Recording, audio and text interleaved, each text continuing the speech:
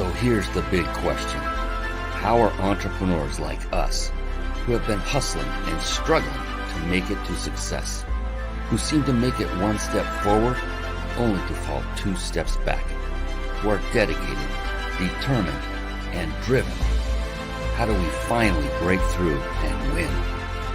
That is the question, and this podcast will give you the answers. My name is Brian Kelly, and this is the Mind, Body, Business Show.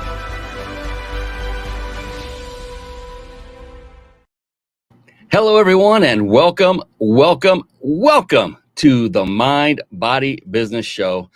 I am so unbelievably grateful that I get the opportunity to introduce you to an amazing man who I have gotten to know here in just a few moments, because this guy has done so many things, not only for himself, but for our country. And that is one of the things that really endears him to me, and I know it will to you as well. He's got a lot of experience, a lot of life experience. He's got a lot of actual business experience, and he's here to reveal things that will help you in your business and maybe even in your life because of his depth and breadth of knowledge and wisdom that he brings to the table. And I'm talking, of course, about Mr. Charles Reed, and I cannot wait to introduce him to you and share him and his brilliance with you. He's got so much to share, and I cannot wait to bring him on, and it'll happen real soon. The Mind Body Business Show, real quick, that is a show that we had developed with you, the entrepreneur, the small business owner, in mind, to help you to discover that quote unquote shortcut with all integrity to success. And to do that, I bring on only the most successful entrepreneurs from all over the world, and Charles Reed is no different. And what happens is, as I ask these questions, the best thing you can do for yourself is actually take notes. And then when you are done watching this show and you've taken those notes, is the very next day, bring those notes back out and take action on those notes. I've done this show for several years now, 3+ years. And I know when I see a high value person coming on, everyone is high value. We all get that. I think you know what I mean. When you got somebody who will show you a way to get the results faster, like Charles will, then you will want to pay attention. You'll want to take notes, and you'll want to take action on those notes, because all it will do is result in your achieving success faster than if you were to do it by yourself. It's all about modeling success. We were brought up in school not to cheat, weren't we? And now we're being told the secret to success is to model, which means to copy. It's okay. And you have our express permission to do so. That is why we're here. We're here to help you by giving you those quote unquote secrets to success. And look, they're not these like crazy hidden away secrets. They're out there for everybody. It's just, how do you put them in alignment, like a recipe, to come out with a very successful end result? Like the ingredients for a wonderful chocolate cake, they must be the right ingredients and put in together in the right sequence, cooked for the right amount of time. And when you're done, the odds of you achieving success are great if you have the right recipe and instructions to follow. That's all we're doing here tonight. And every single night that we do this show, I'm so blessed to do what I do. It's all about mind, which means mindset. And that is a very core quality of very successful people that I personally have studied over the course of a decade plus. Body, which literally means taking care of one's own body physically and nutritionally. These are all the core key elements of success of people that I've studied. And business is very multifaceted. It involves various skill sets that one must master in order to build and grow a thriving business. And we're going to talk and touch on probably all three of those. I don't know. We're going to have a great time talking to Mr. Reed here in just a moment. Another one more final great quality that I like to really showcase about the very successful people that I have met in my lifetime is that, to a person, they're also very avid readers of books. And with that, very quickly, I want to segue into a short segment I affectionately call Bookmarks.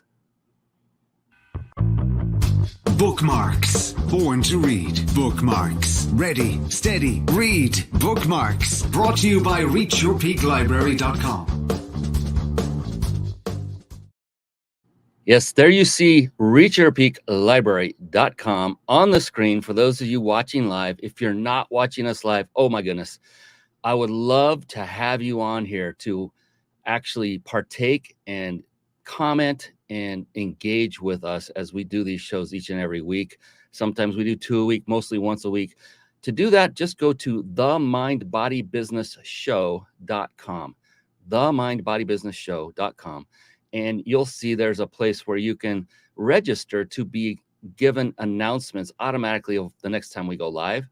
And just by registering, you are going to get a wonderful gift worth $300. It's bona fide gift, hotel discount card. I personally have used it, so I know it works, and it's a real thing. And that's just as a thank you for supplying us with your information. We don't spam you. We don't pitch you on anything. It's solely there to remind you of the show. And those of you listening, reachyourpeaklibrary.com, and those of you watching, instead of going and clicking away and looking at resources as they come up, because I know Charles has some as well.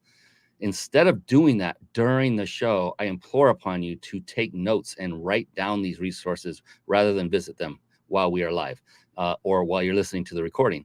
And that's why is that? Because I've just from experience, and I've spoken from stage many times, when you're getting to that one place where you're the speaker, where you're getting to the really juicy part, and then you see someone in the audience happen to get up and leave the room right at the moment that you could have literally changed their lives forever with the information that you have. It's either that all-important phone call or text message, or maybe it's a restroom break at that moment. Whatever the case, do everything in your power to stay in the room. And I mean by focusing on, especially Charles Reed as he speaks tonight, because I would hate for you to miss that one golden nugget that could change your life forever, only because your focus was diverted away from what Mr. Reed is telling us at that moment. Okay, that's my soapbox moment. I'm now off of it. ReachYourPeakLibrary.com is a site that I had built by my team, literally with you in mind. I did not start reading voraciously myself until the age of 47, which was now 11 years ago. Everyone's doing the math. They got it. And it was such a life changer. So it was such a life changer that I had this site built, and it's really for you and with you in mind. And what it is simply a compilation of all the books. And in fact, I'm falling behind, but all the books that I've read that have had a profound impact on me personally, either in my personal life or in my business or in both. And I just started having my team throw them in there as I read them. There's no rhyme or reason. They're not alphabetic. You'll see a lot of Grant Cardone all at once because I read all of his books at one point. Some great stuff in here. Love or like people or not like them. There's always great information to pull out of each and every one of these. I put these here so that you would have a place that you could go, one-stop shop, and say, hey, there's my next good read. I see the description. I like it. You don't have to click and buy it there. You can get it anywhere you want. Just find the title that works for you. Purchase it from wherever your favorite bookstore purchasing area is, and read it, because it will change your life. I am actual product of that. And so that is there for you. ReachYourPeakLibrary.com. Please write that down and use that in your arsenal for achieving greater success as you go forward. And speaking of achieving greater success as you go forward, you know what time it is. I think you do. It is time to bring on the one and only Charles Reed. Here we go. It's time for the Guest Expert Spotlight. Savvy, skillful, professional, adept, trained, big league, qualified. And there he is, ladies and gentlemen. Yes, it is the one, the only Charles Reed. Woo-hoo. Yes. How are you doing, sir? I'm doing very well, Brian. Thank you for having me on. Oh, my goodness. I'm excited. We got to know each other for like 30 minutes, and it was a blast, especially toward the end of our little chat where I realized we were both former software engineering geeks. I love it. So it's unbelievable. It's in a great way. So I so appreciate you spending your time, taking your valuable time to be here for, not for me, but for the audience and for those who are going to ingest the information. I will learn more than anyone else. I always do. It's the greatest thing. I'm so blessed to be a host of a show that brings on amazing people such as yourself. And before we jump into the beautiful essence of you, Charles, I would like to first do a little housekeeping. One is everyone can see, if you're watching live, you can see the big insider secrets up there on the corner. Oops, I can't even point the right direction. Up there in the upper right above Mr. Reed's left shoulder, it is the big insider secrets. Looks like a red and white stamp. And that is my good friend Jason Nast's company, and he sponsors this show. What does that mean? If you stay on live until the very end, you will get the opportunity to win a 5-night stay at a 5-star luxury resort. Again, compliments of the Big Insider Secrets. You do not want to miss that. Stick around to the end. You must be here. You must be present to see how to enter. That's the cool thing. And then a couple more, and we're going to dive right into this amazing, amazing man. So if you're having any problems or issues in putting a live show together, a lot of people struggle with this, and maybe it's overwhelming, and you want a lot of the processes perhaps done for you while still enabling you to put on a high quality show and connect with great people like Charles Reed, so many like Charles Reed, and also grow your business all at the same time, then head on over to carpetbombmarketing.com. Don't head on over there. Write it down. carpetbombmarketing.com. Saturate the marketplace with your message. And one of the key components that is included in the Carpet Bomb Marketing system is one that we use each and every week here on this very show. And it's one you'll learn how to absolutely master. And it is called StreamYard, as you can see on the screen. And we use that here for the Mind Body Business Show, and all of our clients that have their own shows do the same. And over the course of the past, 10 years now, I've tried so many of these quote unquote television studio solutions, for live streaming. And StreamYard, it just took over and climbed to the top, and it became, for me personally, the best of the best. It combines supreme ease of use along with unmatched functionality. You can start streaming high-quality, professional-looking live shows for free with StreamYard right now. Don't visit this now. Write it down and visit it later. The URL is ryp.im/streamlive. Altogether, ryp.im/streamlive. Now let's bring on the man, the myth, the legend, Charles Reed, back to the camera once again. And I wanted to give you the respect you deserve, Charles, and give you an official introduction, and then we'll jump in and find out what makes you tick, my man. Is that good? Sounds good. All right. Charles J. Reed is a certified public accountant, U.S. Tax Court Practitioner, former member of Internal Revenue Service Advisory Council, and the founder of, you can see right behind him, GetPayroll. Hope you're watching live. If not, you should come on in. You can see all these wonderful things.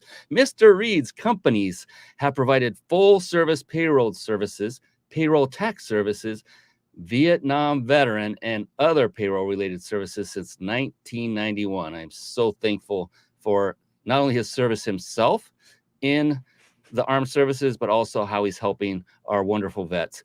Charles is an accomplished senior executive and entrepreneur with more than 50 years of financial leadership experience in a broad range of industries, and the author of 4 books. I'm still struggling to finish my first, with the most recent one being The Payroll Book, a guide for small businesses and startups. This is beautiful and perfect. And by the way, speaking of all the gifts, a little birdie, well, it's not a little birdie, it's a tough dude named Charles Reed told me that there is also a gift that he's going to be presenting all of you with here toward the end of the show as well. I cannot wait for that. Woo! So, Charles, I want to dive right in. I don't want to waste a second because you have so much life experience and so much knowledge and intelligence. And oh my gosh, I cannot wait. I literally have goosebumps under this jacket. I could show you if I took it off, but I'm not going to. If you don't mind, could you give us a little bit of your backstory? Like, what brought you to where you are, the journey of your life? Because the little bit I learned in the little time we had together was just awe-inspiring. And then maybe tail it off with, what is your primary focus right now today? Sure. I'm a Midwestern boy. I grew up in Iowa. Graduated from high school at 16, worked for a while, didn't know what I wanted to do. My father was a naval officer. Reserve was I grew up. So I joined the Marine Corps, spent 4 years in the Marine Corps, 2 years overseas, combat tour in Vietnam. Came back, was stationed in Kansas City, Marine Corps Automated Service Center. Met and married my wife, Ruth. Best thing I ever did. Ruth was 10 years older than I was and had 5 kids when I married her. Well, I just claim it steady, but it worked. We were married for 45 years before she passed. I found that my military experience was not valued in business then, and as much the same now. So I decided I'd have to go to school. Went to the University of North Texas, got my degree very quickly, got my BBA, got my MBA, sat for and passed my CPA exam while I was still in graduate school. Went to work for Texas Instruments, major corporation. Spent the next 15 years in corporate world, working for large corporations, small corporations, did turnarounds, did startups. Wonderful experience. Realized in my early 40s I was never going to get to the top of a major corporation. I didn't have the political skills. I was unwilling to stab people in the back and toss them off the ladder. So I talked to Ruth and decided to start my own company. 1991, we started our own company. Ruth and I worked in it together. It's now been more than 30 years. I was a CPA, so I hung out my own shingle. It was an accounting firm with a payroll sideline. About 10, 12 years ago, I sold off the accounting portion to my partner that I'd taken on and kept the payroll. And that's where we're at. Ruth died 7 years ago after a long illness. But so now I'm doing payroll and payroll-related services for small and medium-sized businesses around the U.S. and having a great time doing it.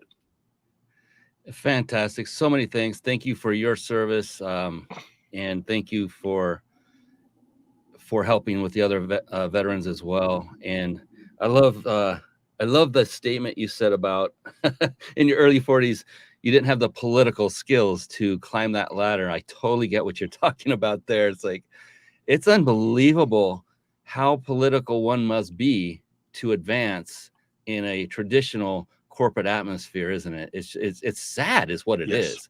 It's not really done based on merit or achievement or quality of work. I mean, those do play into it at some point, but sometimes I'll be going, how the heck did you become a manager, the leader of us? How did that happen? I was in just awe. I could not believe it. It's like, well, yeah, I figured it out, and you said it, I think, most eloquently. The political skills, like, wow, that was pretty awesome. And then Marine Corps for 4 years, Vietnam. My gosh, the stories I can imagine you could tell. I can't imagine. And I was asking you earlier if you saw combat. You said yes, and I'm personally grateful that you made it through, because it was, not many people get to go through that and come home. So appreciate you for everything you've done, and I can't imagine how this has impacted you, your life going from that point forward. And something you said actually intrigued me. I was curious. You said military experience was not valued in business. Can you expand on that a little bit? What does that mean? People who haven't been in the military normally don't realize what valuable things you learn and experience you get in the military. You develop discipline, leadership, discipline both internal and external, leadership, team activities, group, success. Much of my leadership style comes from the Marine Corps. There's various schools of thought, but mine is basically mission, men, self. You accomplish the mission at whatever the cost. That's your first job. Then you take care of your men. And after you've taken care of your men, you take care of yourself. Your men come before you do. That's leadership. I've been a critic of corporate management style and leadership in the U.S. since I can remember, far more than 50 years. Very much of a Tom Peters fan, and the fact that he highlights the good ones and sometimes highlights the bad ones. And I swore I'd never be that way. So I had a company here in Dallas that was converting from 1401 to 360, old computer systems. And I had just gotten through doing that as part of the Joint Unified Military Pay System back in the very early 70s. And the recruiter said, well, I don't see how that applies in business. That's the only recruiter I ever told that he was an idiot, because he was. And walked out. The company went bankrupt about 6 years later, and I always knew why. It's because they hired the wrong people. They didn't hire me.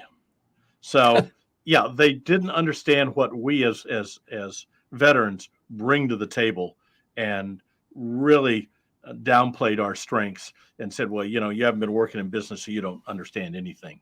And most of them and I've learned as I've gotten older, it's because they don't know. They weren't there. They haven't done it. Yeah. If you've done it, if you've been in the military, nobody has to explain it to you. If you haven't been, nobody can explain it to you. So yeah, it's their loss. Interesting. I've never been in the military, but I grew up with my dad having been, and we grew up with those elements you're talking about, with discipline, team success. I played team sports in my whole youth. It was all about the team first, and everything you said. So I was kind of shocked that businesses didn't recognize the value of a military background. I was like, my God, it's like the most valuable thing they could have ever brought on is everything you just described. And it gives it structure. The discipline is a huge one.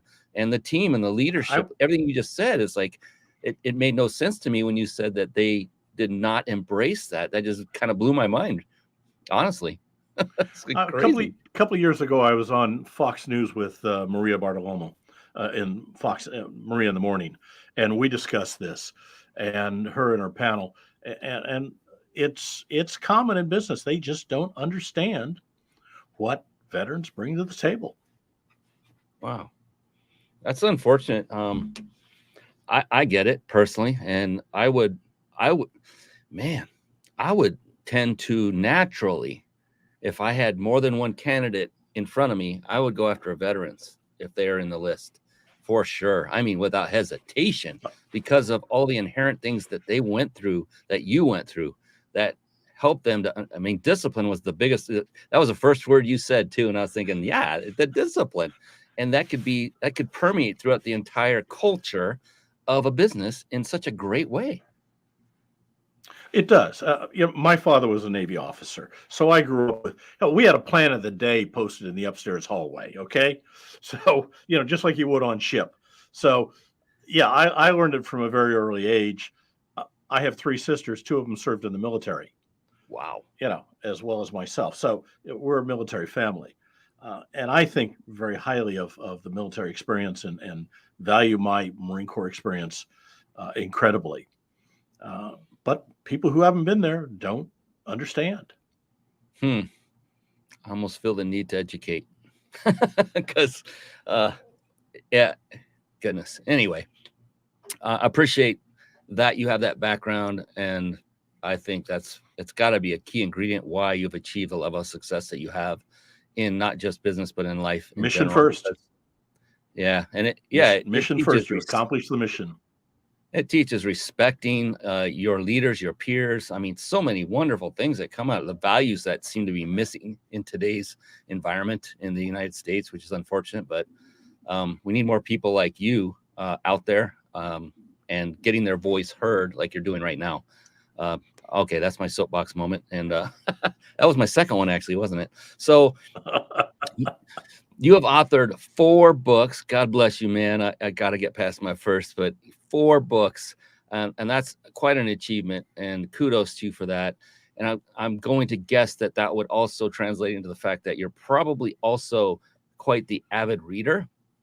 And if that's true, which I'm guessing is, what book are you reading now? Or maybe either one. What book are you reading now? Or what was one of the best books you've ever read?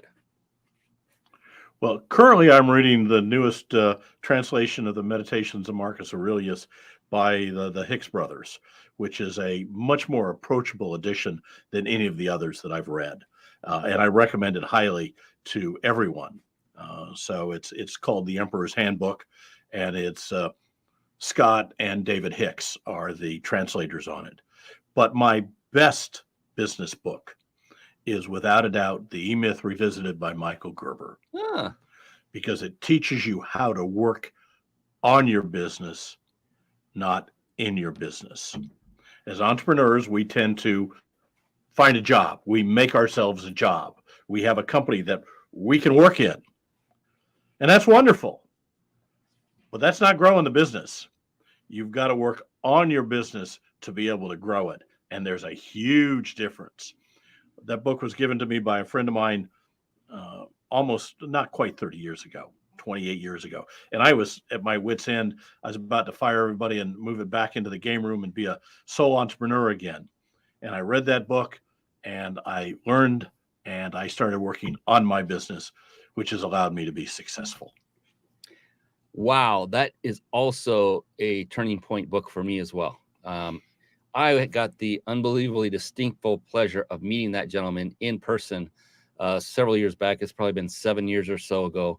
It was at a event, and he was one of the speakers. He also had one of those quote unquote vendor booths outside, and he was just this very approachable, kind grandpa looking guy. And the interesting thing is that's not truly who he is. He's very astute. And he goes after it, the business. And I know that because a mentor of mine went through one of his advanced courses that he offered back in the day. And he said, yeah, the guy would make sure you got what you needed to get done, if you know what I mean, if you want to read between the lines on that. And one of the things that stuck out in that book, because at the time, it was a pivotal time for me. He said, if you don't have systems in your business, then you have no business. And I was like, right between the eyes, zing, because I did not have systems at that moment. And from that moment, it didn't shame me, but it embarrassed me. You know, like, gosh, I'm that guy. I'm that person. I'm one of those. I'm sure I was one of many. But that got me to change my focus to building and developing systems and having that software background, Charles, that you and I both have. You know, I went straight into automating everything I possibly could. And then also developing personal skills for leadership with people. Both are equally as important, in my humble opinion.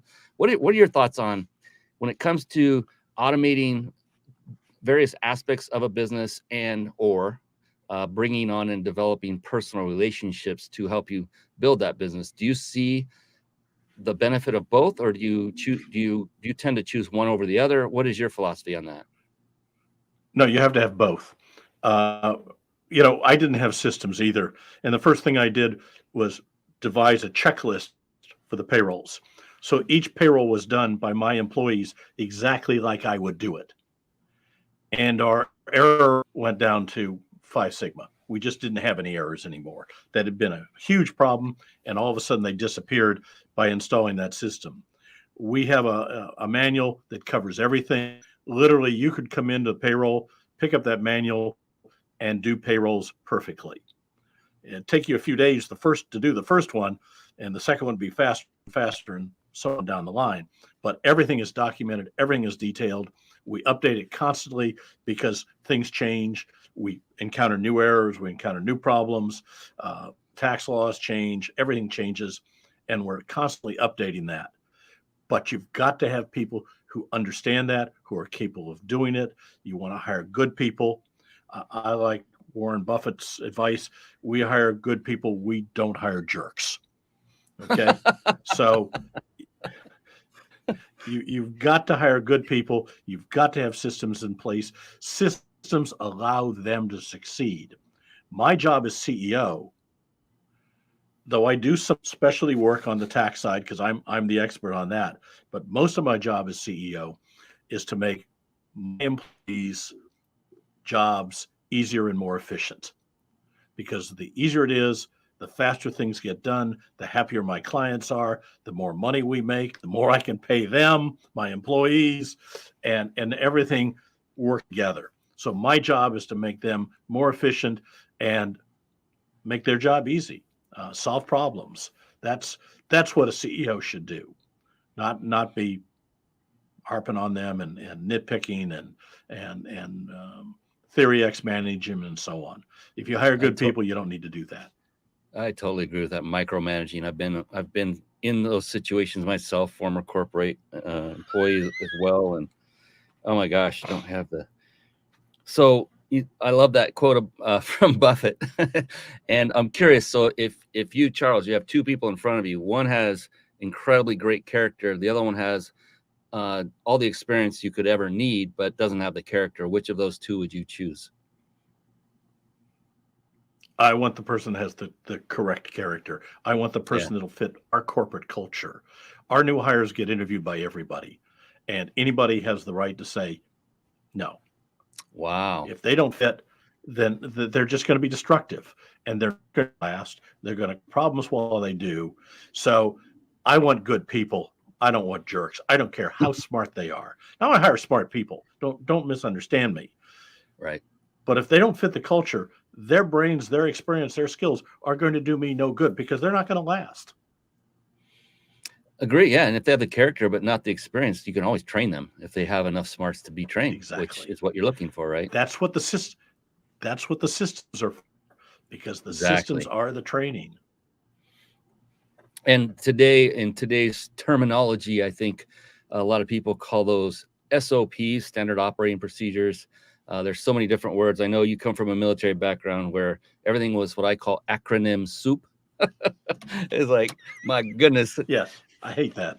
Yeah, I know. It's like people like, can you tell me this in English words? I don't know what the letters stand for. That's I remember seeing documents that the last 50 pages or so are definitions of acronyms. So I'm like, oh my God, it's unbelievable. So another thing would be is to make what is your opinion on making those manuals and those checklists digestible, usable, readable without going through all the endless mire of process? I know you've seen that in your military background, that they seem to think process is more important than results. Oh, and that's their mindset in many cases, and they're tend to be narrow-minded people in narrow jobs, and process is their whole purpose. And as a bean counter, and I'm a CPA, you tend to fall into that, and I have to make sure I don't. But our publications, our SOP, our manuals are written in-house by real people that use them. So they're written in real terms. We don't have writers come in and create them and jargon and so on. That makes them less useful. So these are written very carefully and concisely and precisely, but they're not written in, there's some payroll jargon. I mean, you can't help it. FICA is FICA, and you don't know what that means, but I do. And so do my people. So, they're really written for us to use on a regular basis. So if something comes up, we can flip to it. We know exactly what to do and do it and move on. I think that's key, that it's written by your own people, because I do a similar thing. I'm lucky in the regard that I don't have a whole lot of number crunching that I deal with. I would go crazy. My eyes would cross and I'd go blind if I had to do that for a long time. So God bless you and those that of your team that do this, because we're all given our own gifts. But I love to basically record everything in video form and just narrate what I'm doing and show it on the screen. If they can follow that, they can do it. It's really simple. But then I just give them that little nudge and say, now go do it. They do it, and they do it over and over and over again. I have them then record their way of doing it, not mine, because they probably most likely and almost every time find a better way to do it, more efficient way, something that I never thought of. And then that becomes the SOP or the video training for the next person that comes in. And I found that to be extremely successful. So I ended up getting my systems, which were my own people, creating my systems. So my systems are generating my systems. And I was like, whoa, this is awesome. And the great thing, Charles, I never had to review a single video, not one, because all I needed to see were the results at the end of the line. Were the results being done? Were they error-free? And if so, I knew whatever they did for the recording was spot on because the results were there. Absolutely. And that's our SOP, our manuals are updated all the time by everybody. Every time there's an exception, there's a change, it's written up and it's discussed and it's made part of the manual. So everybody is involved in it. Everybody can criticize. Everybody can say this didn't work this time, or we're missing something here, and add to it and create. And we value that heavily. So yeah, we do a lot of what you do. That's enlightening. That's a rare business culture in these days that I'm familiar with, and I love that. You're giving your people say in how they go about doing their business that will make it as easy and as efficient for them, and they get to make some choice. That means they have skin in the game. They feel like they own the process. They have ownership, not necessarily the company itself, but of what they're doing, and that just gives you job satisfaction, in my humble opinion. And is that how you see it's working for your? Absolutely. They have to buy into it. They have to have skin in the game. And yeah, some of them own part of the company now, and it's going to all my employees when I die. Okay. Wow. My kids are in whole different things. My employees have helped make this business what it is. They're going to inherit it. Pure and simple, and they all know it. So it's to their advantage to help it succeed and grow and be successful, because it's their inheritance. So, maybe that makes us family. I don't know. Some of them I wouldn't want to live with, but I don't want to live with my sisters either. So, it makes for a great environment. We all have common goals. We're all working toward the same end. So yeah, it makes for a much better life. And that's, again, why I give them veto power over other employees that are going to join the family, and why we don't have technical writers. We do it ourselves because we know what we need. We understand it. Somebody from outside isn't. And I can't write it anymore. They know their business, my business, our business, their jobs, their functions far better than I do. If I tell them what to do, I'm going to make them less efficient, not more efficient. And isn't that personally liberating for you, that you can step back from all the minutia and just know that they've got it and that they can just take it off and run with it? Absolutely. Yeah. So I'm curious, Charles, listening to you talk, I mean, it's rare that I hear someone embrace the core values of leadership and put it into practice and explain it the way you have, the way you've done it with your team. Are you doing anything on that front as far as getting out on a speaker circuit and training in this concept called leadership that so few companies seem to follow? It's been tough the last couple of years. Speaking is getting back into it. I've outlined in my next book, which is Park Your Ego at the Door, to try and explain what corporate management ought to look like. I've seen way too many businesses ruined by the owner's ego or the boss's ego. And I've seen companies destroyed because of it. And it's stupid. So, whether I'm going to finish that one or not, I don't know. But that's kind of the next big project. I think a lot of companies could use your wisdom and learn that. And that would be the first hurdle, is getting past an ego.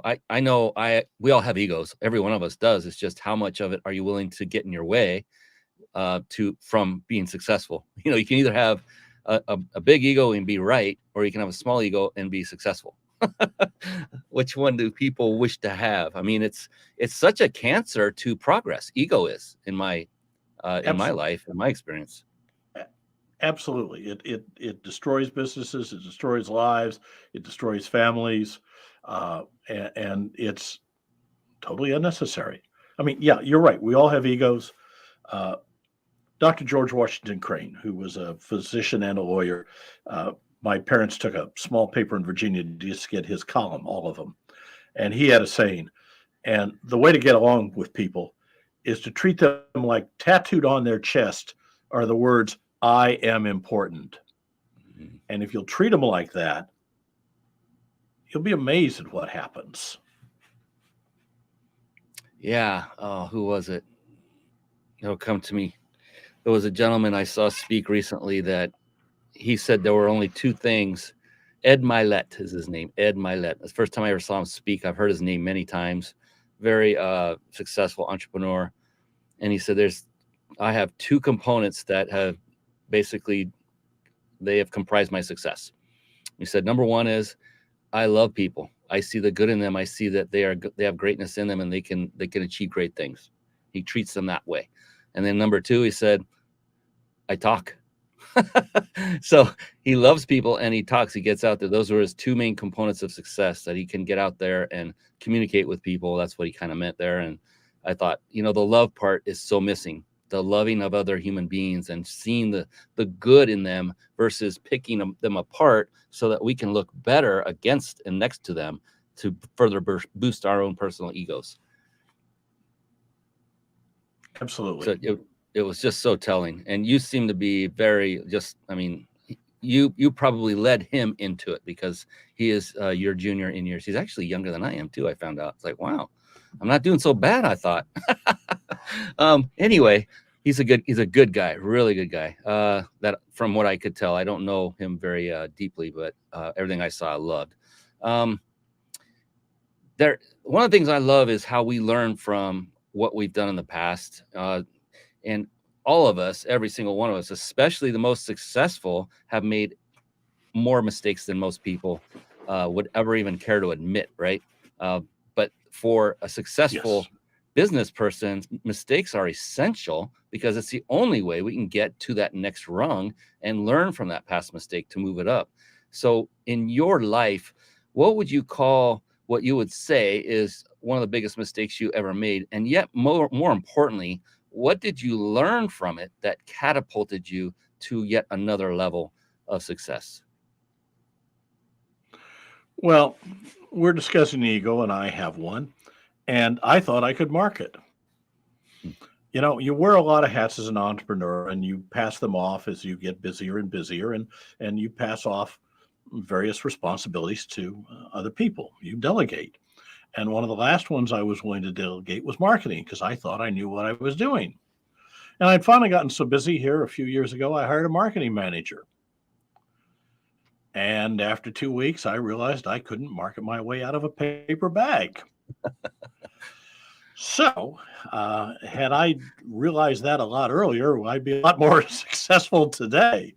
But what it taught me was that you really have to examine your strengths and weaknesses from outside. You have to really understand yourself and what you're doing and run with your strengths. My strengths are tax and litigation, compliance. I'm a real expert in those. I write books on it. And for those that you aren't, go and hire people that are better at it than you are. Your job as the CEO is not to be the smartest person in the room. It's to hire the smartest person in the room, okay? Yes. And let them do their job. So I learned that I had not analyzed myself as well as I should have. And, to do that kind of philosophy and hire the smartest people and surround yourself with the smartest, you may not be, and I'm talking this in general, not just you, Charles, you may not be the smartest, but I would venture to guess you are probably the wisest because of making that decision to put the ego aside. None of what you just said can happen unless the ego is thrown away to a great degree. To admit there's somebody that can do somebody better than you. No one likes to do that. I mean, no one, male, female, I don't care who you are. It's a human thing. And once you get past that and realize it's not only okay to get help, it's going to catapult your success to get help. And it's a lot more fun, in my humble opinion, to have help and work with people rather than try to do it all on your own.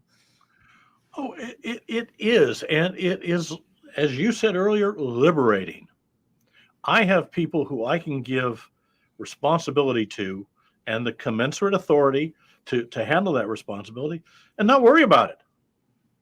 I can go play poker. I can go on vacation. I can do whatever I want to do. I can do a lot of things because I've got great people. And that's the key to success. That's the key to my success is my people have made me successful in spite of myself.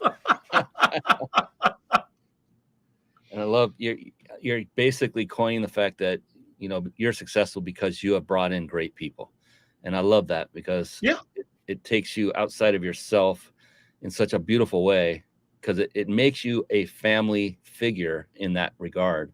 You're the business dad, if you will, and you're one of Yeah. those great dads who loves his kids and who is always, I can feel it in everything you're saying. You're one of those people that lifts people up and does not degrade them and push them down to make themselves look better. I can imagine what a wonderful culture it is for anyone to work with you in your company. It's gotten better over the years. I didn't start out this way. I've learned. My greatest teacher was my wife, who was a wonderful people person. Uh, and she frankly had the people skills in the beginning that allowed me to hire good people, because she made the hiring decisions. I didn't. And there was one time I disagreed with her and I said, no, I'm going to hire this person anyway. It took me about 3 weeks to regret it. It took me another year to admit it to her, but but I Oh, learned, and I studied her and what she did with people, and I got a lot better at it. Everybody loved Ruth. Everybody loved Ruth. And the best thing I ever did in my life was marrying her. yeah, I'm very sorry for your loss. I mean, it sounds like you had a wonderful relationship with her, and oh my goodness. And how many people get to say they get to partner and work in a business with their wife and still keep their marriage intact, let alone, And you know, yeah, well, there were times. My favorite story about that is when we were working together. We'd get home, we'd have dinner, we'd get ready for bed, we'd get into bed, and then she'd have one more problem she wanted to get off her chest. So she'd tell me about it, and she'd roll over and go to sleep. And I'd sit there and worry about it till 2 or 3 in the morning, not being able to sleep, thinking about it. So we finally came to an agreement that after dinner, no more business. Now that meant for some very late dinners some nights, but no more business after dinner. oh my goodness. Yeah, I can relate. It's interesting. It seems to be a artifact of women, and I mean this in the kindest of ways, that they can shut those things off so fast. And with men, I'm the same way. I'm sitting there sweating and turning and tossing and analyzing and processing everything. Like, how did I do it? Where did I go wrong? I don't want to be wrong. I want to have the best relationship ever. I don't want to mess up, and you just rewinding and beating yourself up, and they're like snoring next to you. I love it. My parents worked together my entire life. Wow. And so I thought it was a natural thing to work with your spouse. Wow. And so that's why we started the business together. And let me tell you, working with your spouse is an unnatural act. Okay. Well, that's good to know. Okay. I'm not so, I on occasion, I'll try to lure my wife into doing a few things along what I do, and she doesn't want it and not interested in it. And I'm like, doggone it. I'd really like her to, but after talking to you, I should just let it go and be okay with it. I like to share everything. I like to include her as much as I can. And to me, that would be the ultimate, is to share it by doing it day to day, but maybe it's not a good idea. I'm always open to learning new things. Let's see, my goodness. That would be a phenomenal thing. Let's see, where are we at? Goodness sakes. Charles, you're a phenomenal guest. We're only 11 minutes out. This is amazing. That's a good sign, because I'm having a blast. One of the things I love to ask is, as we go along this journey of being an entrepreneur, a lot of people that aren't or haven't done it yet aren't privy to what one must sacrifice sometimes, or choices we must make between taking the road of success or taking the road of easy street and just saying, I'll just go get a job. And look, I'm not saying anything negative about people who have jobs, been there, done that. I think you have as well. And you've done it beyond on steroids, being in the military, my goodness. But what kind of sacrifices or alternate decisions have you had to make that stand out in your mind over the course of your journey in becoming a successful entrepreneur that just really stand out to you? Well, you'd asked the question in writing first, so I had some chance to think about that. And the sacrifices I've made are kind of unique. The first one is I've sacrificed having to put up with the idiot whims of idiot bosses. And Mm. I don't mind that sacrifice. But in reality, I didn't sacrifice as much as a lot of entrepreneurs did. I worked with my wife, so our relationship did not suffer from being apart because of it. It may have suffered being together because of it. But my wife and I, Ruth, together. With her, I could never be ruthless. The kids were Oh, grown when man, we that is started the awesome. business. So, and I've built a retirement. I don't have to worry about that. Now, I didn't get the free gold watch, but I'll pass on that one. So, though we worked very hard, and it was a long struggle. First 10 years were very tough. It was Mm. 80 hours a week and no vacations. But we did it together, and we had a good time. It was a good experience. I'm glad you brought up the 10 years. It's kind of kiddingly said, yeah, it took me 20 years to become an overnight success. And that's the thing with today. So many people in society, we're just a society of instant gratification. It's a coffee, remember Taster's Choice, where you'd boil the water, then you'd dump in some flakes. You probably had that in the military, I'm guessing, something like that, freeze-dried coffee. And then you'd Oh stir it yeah. up, and Oh there's your yeah. instant coffee. Before you had to put that percolating thing that would bubble it up into the grinds, and it took all day. It seemed like I remember those from back in the day with my parents. And now it's even more instant because we have this thing called Keurig. The water's instantly hot. It's pouring through grinds, and we have a coffee in like 3 minutes. And so we're constantly being taught without knowing it that instant gratification is, what you should expect. With instant food, we've had that for a long time. So it's interesting that, and I love the fact that you brought it up, that the first 10 years were rough. And I'm hoping people that are watching and listening to this are really integrating that and realizing that something great takes time. It takes a lot of discipline, as you so astutely pointed out, which is one of the key ingredients for successful business. It takes perseverance. It takes making mistakes. It takes getting rid of ego. It takes getting along with people. It takes building your own personal being is learning and expanding who you are as a leader. So many, I think it's amazing because there's so much to it. I love that about it. It's just, there's hardly anything you can't not do to become a successful entrepreneur. You have to step up to the bar and become good at so many different things. That's what I love about it. I'm kind of weird that way, I guess, but what are your thoughts on that? Oh, I agree. To be a successful entrepreneur takes desire, tenacity, and optimism. Ooh, And then yes. on top of that, one of my favorite sayings I stole from Bill Gates is people will overestimate what they can accomplish in a year and underestimate what they can accomplish in a decade. Yeah. It's a marathon. It's not a sprint. If you want to be a unicorn, if you want to be the next Facebook or whatever, it ain't going to happen. Okay, it's not, you're not going to be that unicorn. It's going to be a slog. It's going to take time. It's going to take a lot of work. It's going to take a lot of desire. It's going to take a lot of tenacity. And if that's not what you want to do, go work for TI, go work for the government, go work for the post office. There's nothing wrong with that. Nothing. 40 hours a week, working for the government, 30 days of vacation, a retirement at 30 to 40 years, whatever it is.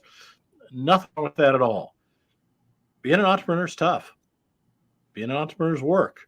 Being an entrepreneur, blood, sweat, and tears, and a lot of all of them.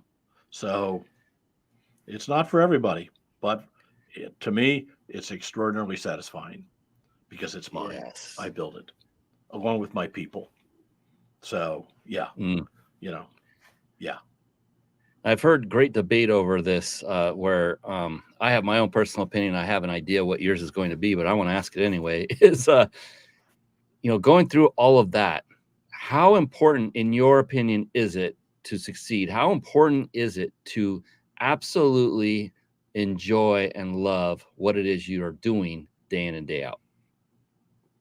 Oh, it's critical. If you don't, you're not going to be a success, because enjoying what you're doing is success.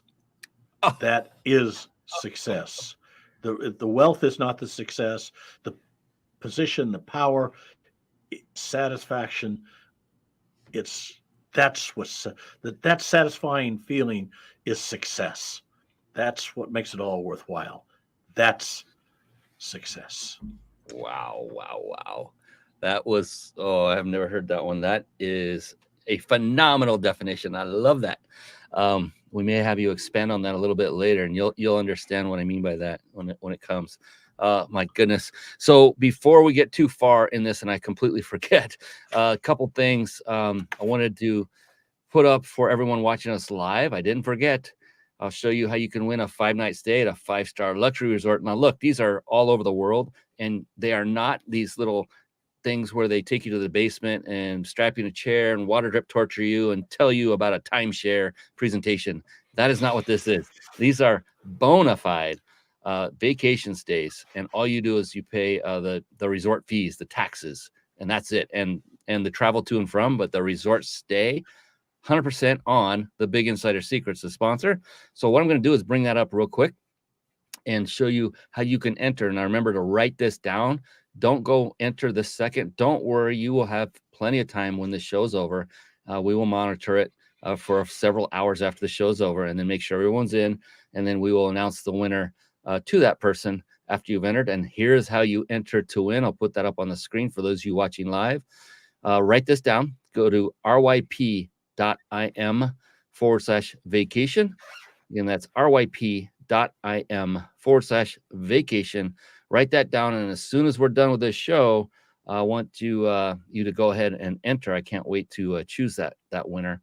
And then I have one final question I love to ask every guest on my show, Charles. And you, in a way, have already answered it. But this has never happened before. 2 in a row. My last guest just 2 nights ago did the same thing. But I'm still going to ask it and see how or if the answer might change. And that's not to set you up for any weird thing. It's really because it's a very deep question, very deep, and there are many answers to it. And that's what I find very intriguing about it. I wanted you to also have the opportunity to do 2 more things. One is I wanted you to be able to hold up your book and give a brief blurb about that. I want to put you up on solo so everybody can see that big, beautiful book. It looks very similar to your background, I remember. I love it. If I hold it up here, it disappears on the green screen. So Yeah, there you go. It's the Payroll Book. Yes, the Payroll Book. So tell us a little bit about that, your latest project that you completed there. It's 30 years of experience in the business distilled down to 95,000 words. It's really a must for any entrepreneur that hires anybody, including themselves, to keep you out of trouble with the IRS in the States, and so you understand what you're doing. We haven't talked about payroll much, but it's here, and you have the URL. If any of your listeners would like a free copy, if they will go to the URL that you have and enter the discount code podcast, I will ship them free of charge a copy of the book as long as supplies last. Oh my goodness. Thank you so much. So that URL, for those of you listening on audio podcast, is ryp.im/the payroll book. ryp.im/the payroll book.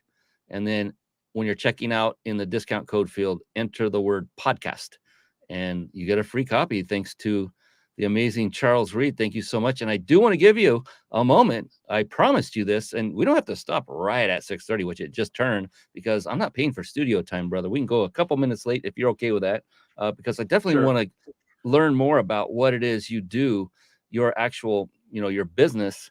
And so what I want to do is pull up your website and give you the opportunity to basically let people know who it is you help, who's your target market, what kind of services you provide that can help them.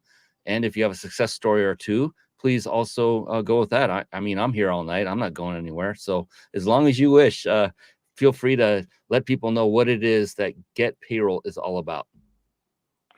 We provide payroll and payroll-related services to small and medium-sized businesses across the United States. Mm. Our target market is small businesses, 50 and less employees. We handle bigger companies, but we really go after the small guys because they need the help. We are the most compliant payroll services in the country as far as we know. CPAs, tax court practitioners, specialists in handling this. The IRS makes millions of mistakes every year. They issue billions of dollars in penalties that they shouldn't. And we get them reversed. We get them abated. We solve those problems. I can take them to tax court if need be at no additional cost. One of my success stories took 9 years. It was a client that the IRS was penalizing $90,000 for a paperwork screw up. It took appeal after appeal after appeal after appeal. Finally, I got to the point where the people wouldn't return my calls. So I called the chief of appeals in DC, who I'd met, and said, so-and-so won't return my phone calls. And she said, well, I'll have him call you. He called me that afternoon. We put it to a different office, had a different appeals officer look at it. And 90 days later, my client got a refund for $400 instead of what was then a $95,000 penalty. Wow.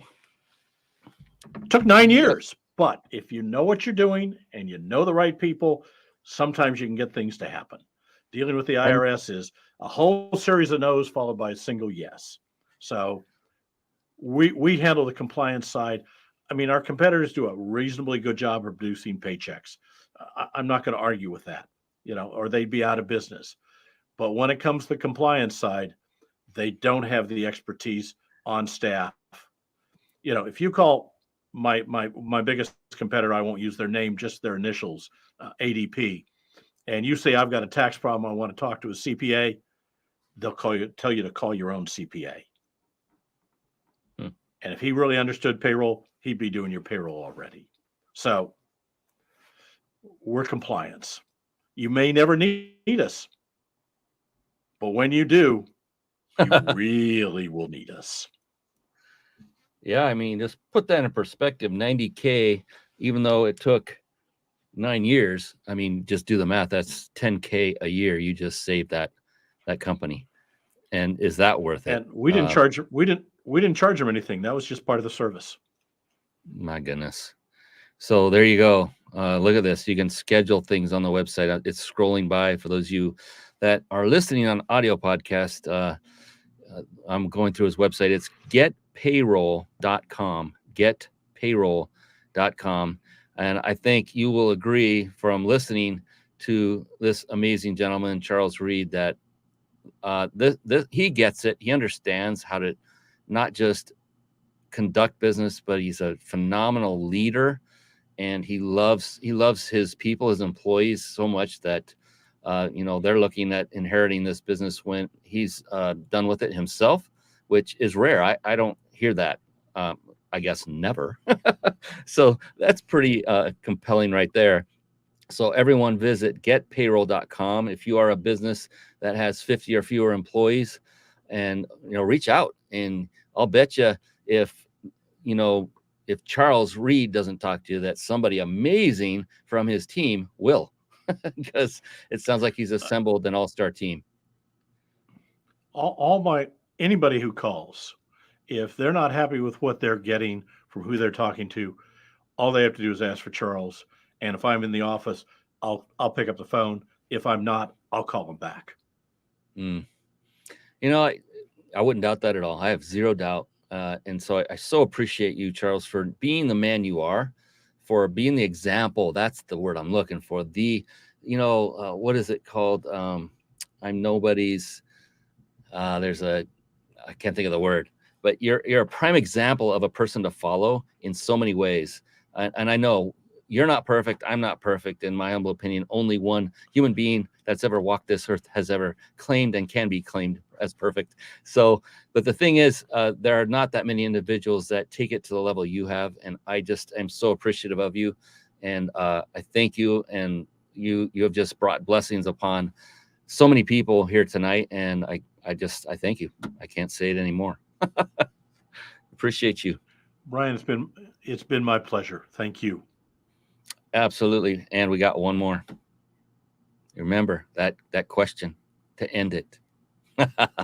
Not letting you out. So, and then we will be done. I promise. I'll let you go. If you're okay with just a couple more minutes. The good thing about this question is there is no such thing as a wrong answer, even if it's a different one than you had earlier. And the opposite is the truth, is that the only correct answer is yours. Whether it takes you a moment, whether it takes you several seconds or minutes to come up with the answer, doesn't matter, because it's your answer. It makes it absolutely perfect and correct. So are you ready to answer that mysterious question one more time, Charles? I don't know. I guess we'll find out here in a second. All right, here we go. Charles Reed, how do you define success?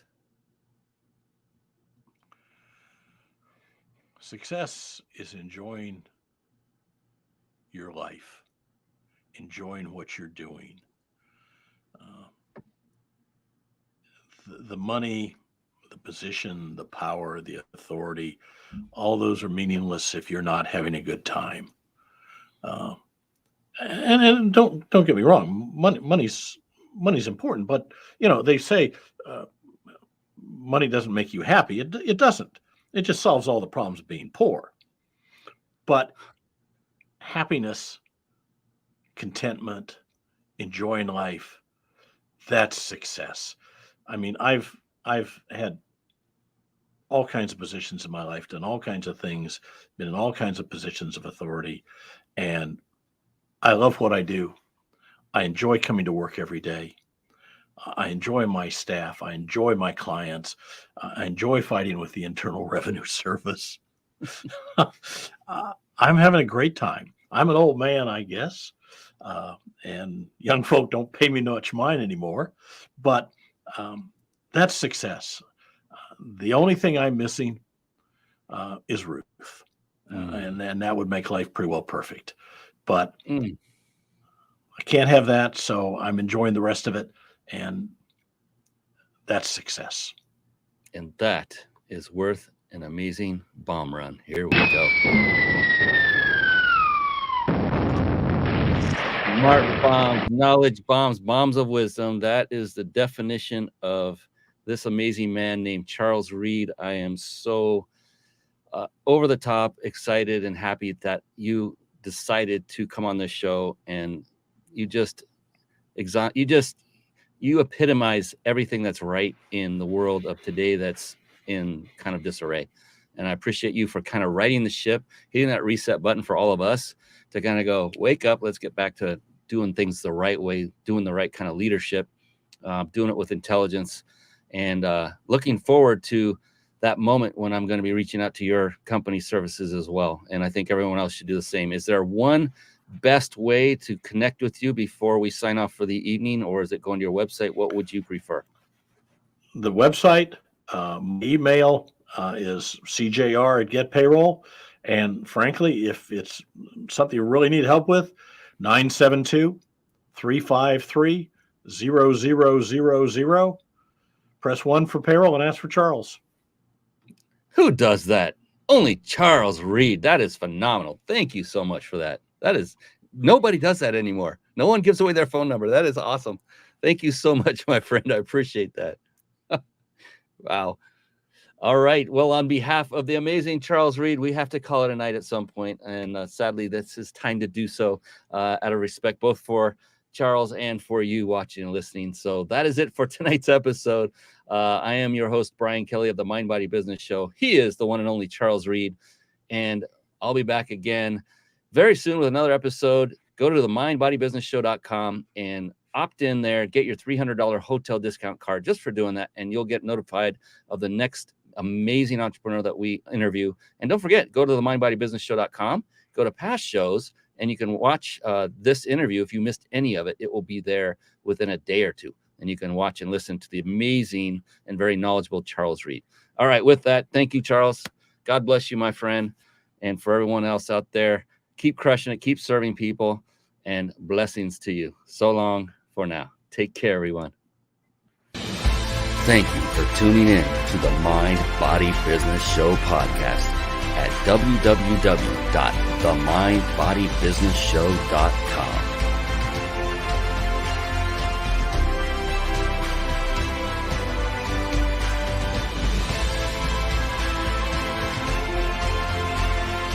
My name is Brian Kelly.